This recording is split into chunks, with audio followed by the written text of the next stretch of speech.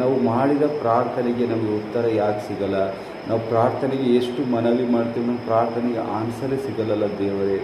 ನಾನು ಎಷ್ಟು ಮಾಡಿದೆ ಪ್ರಯತ್ನ, ಯಾಕೆ ಆಗಿಲ್ಲ ಅಂದರೆ ಪಾಪ. ನಾವು ಇದ್ರ ಬಗ್ಗೆದಾಗ ನೋಡ್ತೇವೆ. ಯಾವಾಗ ದಾವೀದ ರಾಜನು ಪಾಪ ಮಾಡಿದ, ಬೆತ್ತೇಸಳ ಜೊತೆ ಸಂಬಂಧವು ಕೂಡಿದಾಗ ಅದು ಒಂದು ಕೆಟ್ಟದಾಗಿತ್ತು. ಅದು ಅಲ್ಲಿಗೆ ಮುಗಿದಿದ್ದಿಲ್ಲ.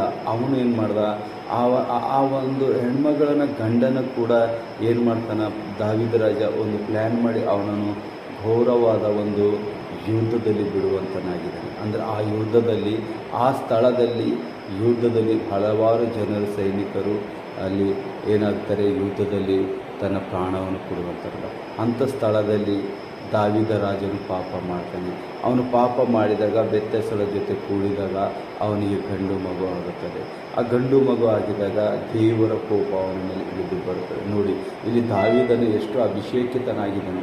ಅವನ ಜೀವಿತ ನೋಡಬೇಕಾದ್ರೆ, ಅವನು ಚಿಕ್ಕದಿದ್ದಾಗ, ನಾವು ನೋಡಬೇಕಾದ್ರೆ ಒಂದು 15 ವರ್ಷದಿದ್ದಾಗ ಅವನನ್ನು ನೋಡಲ್ಪಡ್ತೇವೆ.